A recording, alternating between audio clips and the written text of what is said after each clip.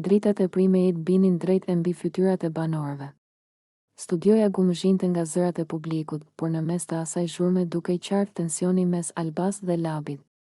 Tema e mbrëmjes kishte nisur me dhuratat, me historitë jashtë shtëpisë, me raportin e Albas me Limin, por papritur biseda mori një drejtim krejt tjetër. Labi e kërkoi fjalën me qetësi, si njëri që kishte vendosur të fliste pa e ngritur zërin. A jeti Zot me pa çka është dashnia? Iu drejtua ai Albas. Askush këtu nuk ka ardhur me mat ndjenjat e tjetrit. Alba e pa me habi. Unë nuk po mat askën, tha. Po tregoj të vërtetën time. E vërteta jote nuk është ligj për të tjerët, ja ktheu Labi. Ti nuk ke ardhur këtu me tregu sa dhurata të ka bërë Limi, as me na mbajt ligjërata për dashnin. Në sallë u dëgjua një reagim i lehtë. Disa banor tundën kokën në shenjë miratimi, disa të tjerë mbetën të heshtur. Alba u përpoq të ndërhynte, por Labi vazhdoi, më i vendosur. Unë kam frikë vetëm Zotin, tha ai. As kamerat, as opinioni, as fjalët e njerëzve nuk më lëvizin prej asaj që jam. Këto fjalë e ndryshuan krejt atmosferën. Nuk ishte më debat loje, por diçka më personale, më e thellë. Mua jashtë më pret një grua e mrekullueshme, shtoi ai. Dhe çdo fjalë që e them këtu e mendoj edhe përballë saj. Alba e ndjeu peshën e asaj fjalie. Ajo nuk donte të dukej sikur po sulmonte familjet e askujt. Unë s'kam folur për gruan tënde, tha me ton më të butë, po kur përmend ndershmërinë, kur përmend dashnin, duhet me pas kujdes, ja ktheu Labi. Se jo të gjithë jemi këtu për të njëjtën arsye. Ai u kthye pak nga banorët e tjerë. Unë Likun e kam mik. E njoh prej vitesh. Ka hanger bukë në shtëpinë time, kemi nda sofrën bashkë. Për respekt të asaj misie nuk lejoj me u përbalt emri i tij. Kjo fjali solli një heshtje të re. Alba e kuptoi se po prekte një territor delikat. Unë nuk po e përbalt askën, tha ajo. Po flas për ndjenjat e mia, ndjenjat janë të shenjta, tha Labi. Por nuk bëhen spektakël për me fitu pikë. Moderatori tentoi ta qetësonte situatën, por debati kishte marrë formë më të gjerë se thjesht një përplasje mes dy banorëve. Ishte përballje parimesh. Labi filloi të tregoj për jetën e tij jashtë, për sakrificat, për mënyrën si ishte rritur. Unë jam rrit me një fjalë, nder. Çka them e mbaj. Çka premtoj e bëj. Dhe nuk lejoj me u përdor emri i dashnisë për lojë. Alba dëgjonte në heshtje. Brenda saj po përziheshin inati dhe respekti.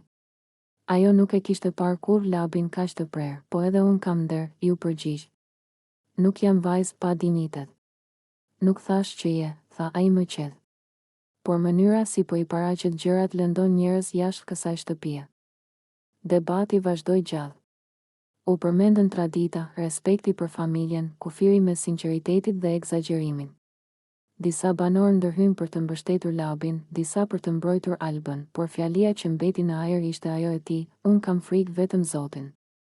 Ajo fjali e zhvendosi diskutimin nga lojat e morali.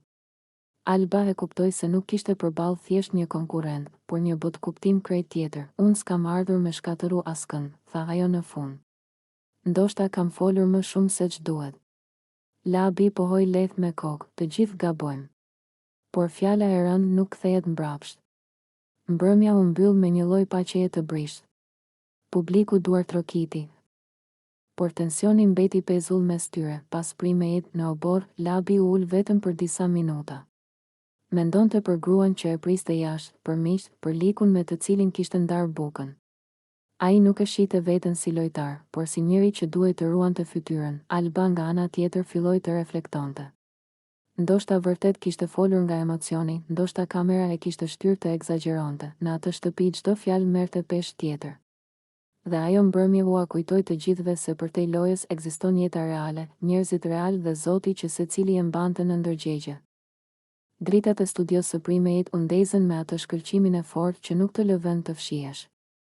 Muzika hyrëse sapo ishte shuar dhe banorët rinin ulur në divanet përballë njëri tjetrit me buzëqeshje të sforcuara. Por nën atë qetësi televizive zjente diçka tjetër.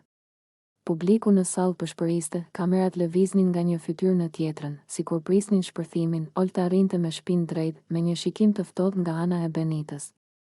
Prej ditësh e kishte mbajtur brenda një mllef që nuk po e përtypte dot.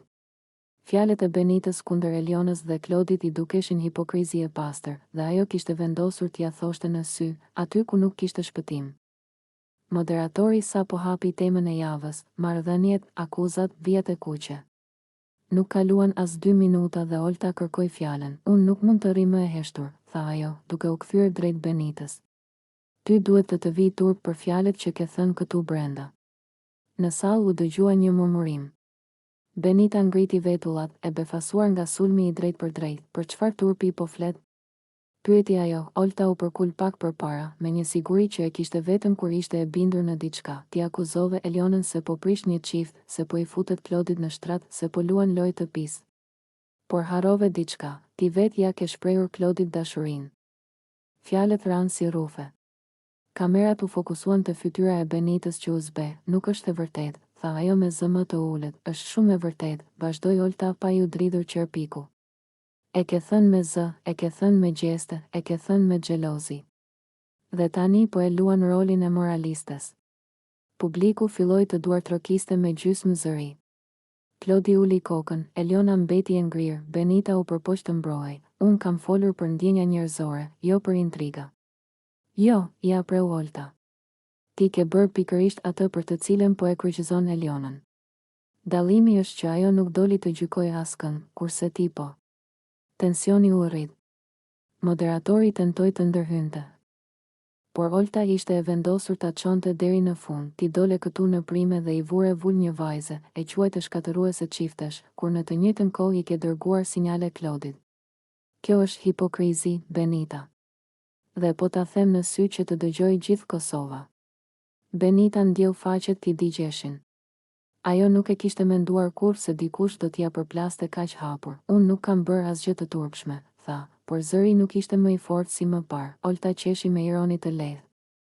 E turpshme është të gjuash gur kur vetë je prej xhami. Disa banor filluan të lëviznin të parehatshëm. Klodi kërkoi fjalën, mos më fusni mua në mes, tha ai. Ndjenjat nuk janë krim. Pikërisht, ja ktheu Olta. Prandaj mos e kryqëzoni Elionën. Eliona për herë të parë ngriti syt me mirënjohje nga Olta. Benita e ndjeu se terreni po i rrëshiste. Unë kam folur nga ajo që kam parë, tha ajo. Ndoshta kam gabuar në mënyrën si e thash. Jo ndoshta, vazhdoi Olta. Ke gabuar rënd. I ke vënë vul karakterit të një vajze në televizion kombëtar. Në sallë ra një heshtje e rënd.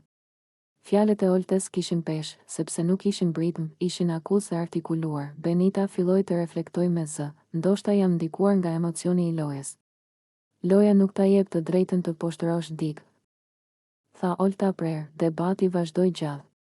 U rikthyen pamje, u analizuan momente, u dëgjuan deklarata të vjetra. Sa më shumë flitej, aq më shumë dilte në pah kontradikta e Benitës. Ajo e ndjeu veten të zhveshur para të gjithëve. Për herë të parë nuk ishte ajo që akuzonte, por ajo që duhej të përgjigjej. Unë nuk e urrej Elionën, tha më në fund me zë të thyer. Ndoshta kam folur nga xhelozia. Kjo fjali e ndryshoi klimën. Olta uli tonin, këtë duhet ta kishe thënë që në fillim, tha ajo. Jo ta maskoje me moral. Prime i vazhdoi, por momenti mes tyre mbeti kulmi i natës. Publiku e komentonte, opinionistët e analizonin, kamerat nuk u ndaheshin fytyrave. Kur dritat e reklamave u ndezën, Benita u ul më e vogël se kurrë. Olta mbeti e drejtë, e bindur se kishte bërë gjën e duhur. Eliona mori frym më lirshëm, sikur dikush më në fund e kishte mbrojtur. Ajo përplasje në mes të primejit nuk ishte thjesht debat mes dy vajzave. Ishte pasqyrë e asaj që ndodh kur fjalët thuhen pa menduar dhe kur e vërteta të përplaset në sy pa mëshirë. Dhe nata e Big Brotherit e dëshmoi edhe një herë, në atë shtëpi, askush nuk mund të fshihet pas maskave përgjithmonë. Mbrëmja kishte rënë mbi shtëpinë e Big Brotherit dhe dritat e verdha të sallonit krijonin një atmosferë të butë, pothuajse intime. Banorët e tjerë ishin shpërndarë nëpër dhoma, dikush në kuzhinë, dikush në obor, ndërsa Klodi dhe Eliona kishin mbetur vetëm në divanin e madh. Prej ditësh mes tyre kishte diçka të pathënë, një bisedë që të dy e shtynin, por që po rëndonte sigur mbi gjoks. Klodi luante me gishtat, nuk e shikonte drejt në sy. Eliona e ndjente që ai po mblidhte guximin për të folur.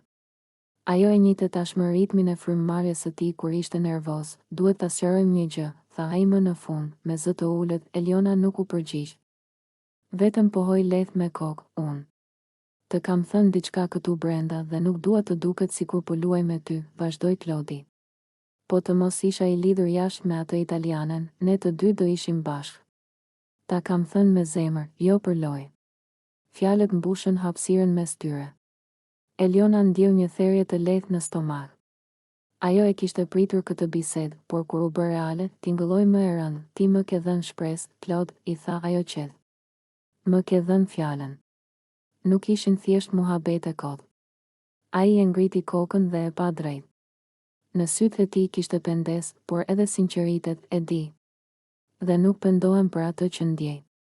Por kam një lidhje jashtë. Kam një realitet tjetër atje. Eliona buzëqesh i hidhur. Edhe unë kam një realitet. Familjen time që më sheh çdo natë. Më kanë thënë, më mirë të jetë shqiptar, më mirë dikush që e kupton botën tonë. Dhe unë të besova ty, fjala besë qëndroi në ajër si diçka e shenjtë. Klodi u përkul përpara, mbështeti bëryllat mbi gjunjë, nuk kam dashur kur të mashtroj. Nëse do isha single, s'do mendoja 2 herë. Do ishim bashkë, këtu dhe jashtë. Eliona ndjeu lotët t'i vinin, por nuk i lejoi të dilnin. Ajo nuk donte të dukej e dobët para kamerave, para ti, para vetes. Problemi është se ti nuk je single, tha me zë më të fortë. Dhe unë nuk dua të jem vajza që pret në hije. Klodi u ngrit dhe filloi të ecte ngadalë para divanit. Duke i humbur mes 2 botëve, asaj që ndjente dhe asaj që kishte lënë jashtë, familja ime gjithashtu pret diçka nga unë, tha ai. Ata e njohin atë vajzën. Ka vite që jemi bashkë. Nuk është e lehtë të presësh gjithçka me thikë. Po as me mua nuk është e drejtë, ja ktheu Eliona. Më afrove, më dhe fjalën, më bëre të mendoj për një ne që ndoshta nuk ekziston kurrë. Heshtje, nga kuzhina u dëgjua zhurma e pjatave, por për ta bota ishte të kurrur në atë divan. Eliona filloi të tregoj se si e kishte përjetuar ajo gjithë këtë afrim, shikimet e vogla, xhelozitë e heshtura, mënyrën si ai e kërkonte me sy sa herë hynte në dhomë. Unë nuk jam vajzë që luaj me ndjenja, tha ajo. Kur ta jap besën, e jap me shpirt. Klodi u ul përsëri pranë saj. Edhe unë njësoj jam rritur. Fjala është fjalë. Prandaj po më vret kjo situatë. Ai i tregoi për netët kur rrinte zgjuar duke menduar si do duke jeta jashtë, a do guxonte të niste nga e para, a do kishte kuraj t'i dilte përballë familjes, traditës, zakoneve. Ti më ke trazuar krejt, pranoi ai. Nuk e prisja. Eliona e pa me butësi. Pavarësisht dhimbjes, nuk mund të urrente. Ndjente se mes tyre kishte diçka të vërtetë, jo thjesht histori për kamera. Unë nuk dua të jem arsyeja që shkatëron jetën e dikujt, tha ajo. Por as nuk dua të më shkatërohet e imja duke pritur një mrekulli. Biseda u zgjat me orë. Ata kujtuan ditën e parë kur ishin afruar, shakat, netët në obor, momentet kur gati ishin kapur për dorë dhe ishin tërhequr në sekondën e fundit. Klodi e pranoi, nëse do isha i lirë, do të zgjidhja ty pa frikë, pa kushte. Këto fjalë e prekën Elionën më shumë se çdo deklaratë dashurie. Por njëkohësisht ja bën plagën më të thellë. Faleminderit që ma thua të vërtetën, i tha ajo. Por e vërteta ndonjëherë dhem. Në fund vendosën diçka të heshtë.